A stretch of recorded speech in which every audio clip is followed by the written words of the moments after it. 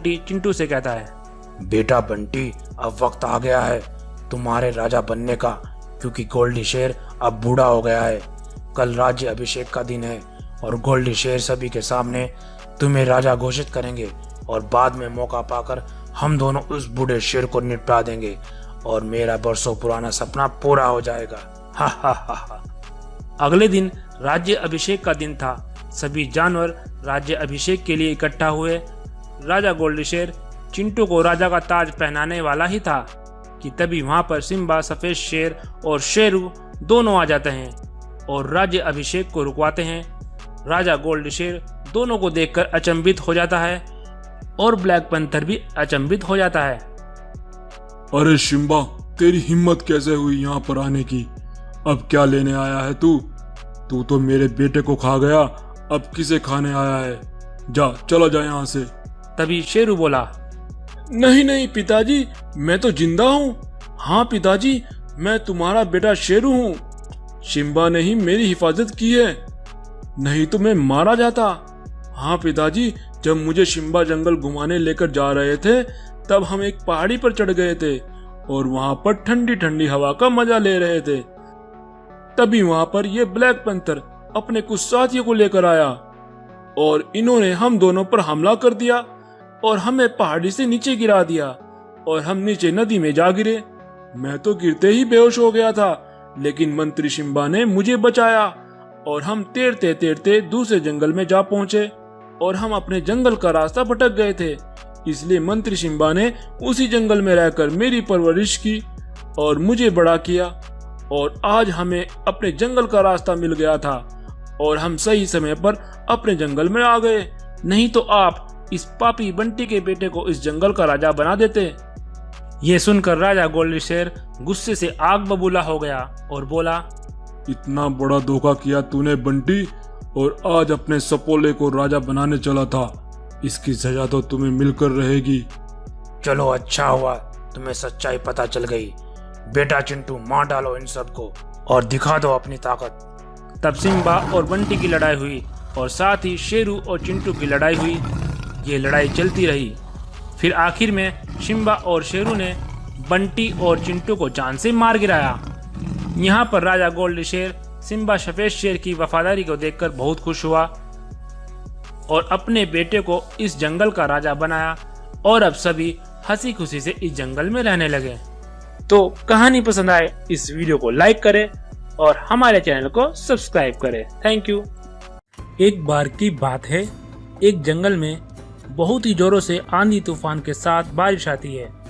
उस जंगल के जानवरों में भगदड़ मच जाती है और उसी भगदड़ में बाघ और बाघिन एक पेड़ के नीचे आकर मर जाते हैं और उनका एक बेटा बंटी बाघ एक गुफा में छिप जाता है, जिस वजह से ये बच जाता है। और अब बारिश रुक जाती है। तब बंटी अपने माता पिता के पास आता है और जोर जोर से रोने लगता है। माँ, पिताजी उठो, ये तुम्हें क्या हो गया है? माँ, पिताजी उठो। बंटी यूं रो ही रहा होता है कि तभी वहां पर जंगल का राजा शेर आता है, जिसका नाम शेर खान था। बाघ और बाघिन को मरा हुआ देख और बंटी को यूं रोता देख शेर खान की आंखों में आंसू आ जाते हैं। तब वे बंटी से कहता है, बेटा बंटी, मुझे बहुत अफसोस है कि तुम्हारे माता पिता इस आंधी तूफान में मर गए हैं। भला होने को कौन टाल सकता है? जी महाराज, अब मैं इस जंगल में बिल्कुल अकेला हो गया हूँ। अब मैं किसके साथ रहूंगा? बंटी बेटा, रो नहीं, आज से मैं तुम्हारा पिता हूँ और तुम मेरे साथ रहोगे। तब शेर खान बंटी को अपने साथ अपनी गुफा पर ले जाता है और वहाँ उसकी बीवी और एक बेटा भी होता है। तब शेर खान की पत्नी शेरनी बोली, अरे महाराज, आप कहाँ गए थे और ये बाघ का बेटा आपके साथ क्या कर रहा है? शेरनी, कल जो आंधी तूफान के साथ बारिश आई थी उसमें इसके माँ बाप और कई जानवर भी मारे गए। अब ये बिल्कुल अकेला रह गया था, इसलिए मैं इसे अपने घर ले आया हूँ और आज से ये हमारा बेटा बनकर रहेगा। शेरनी बाघ को देखकर बहुत खुश हो जाती है और उसे अपना बेटा स्वीकार कर लेती है और शेरनी अपने बेटे शेरू से कहती है, बेटा शेरू, आज से बंटी तुम्हारा भाई है।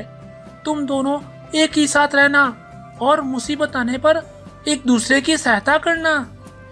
लेकिन शेरू को बिल्कुल भी खुशी नहीं थी। वह बंटी बाघ को अपना भाई स्वीकार नहीं करता है और मन ही मन उससे जलता था। फिर एक दिन बंटी शेरू से कहता है, शेरू भाई, चलो जंगल में जाकर खेलते हैं, बहुत मजा आएगा।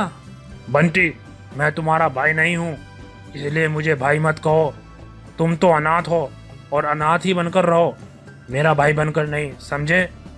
शेरू की ये बातें शेरनी सुन लेती है और उनके पास आकर बोलती है, शेरू बेटा, ये तुम कैसी बातें कर रहे हो? बंटी अब हमारे परिवार का हिस्सा है। तुम्हें बंटी से ऐसे बात नहीं करनी चाहिए। चलो अभी माफी मांगो अपने भाई से। लेकिन शेरू माफी मांगने के बजाय वहां से गुस्से से चला जाता है। और अब काफी देर हो चुकी थी और शेरू वापस घर नहीं आया। तब शेर खान शेरनी से कहता है, अरे शेरनी, शेरू बेटा कहाँ गया? शाम हो गई है और वो अभी तक घर नहीं आया। तब बंटी बोला, पिताजी, मुझे माफ कर दो। शेरू मेरी वजह से गुस्से से जंगल में चला गया था। क्या? तुम्हारी वजह से? वो कैसे? तब शेरनी शेर खान को सारी बात बताती है। तब शेर बंटी से कहता है, अरे बेटा बंटी, इसमें तुम्हारी कोई गलती नहीं है। वो अभी गुस्से में है और जब उसका गुस्सा ठंडा हो जाएगा तो वह घर वापस आ जाएगा।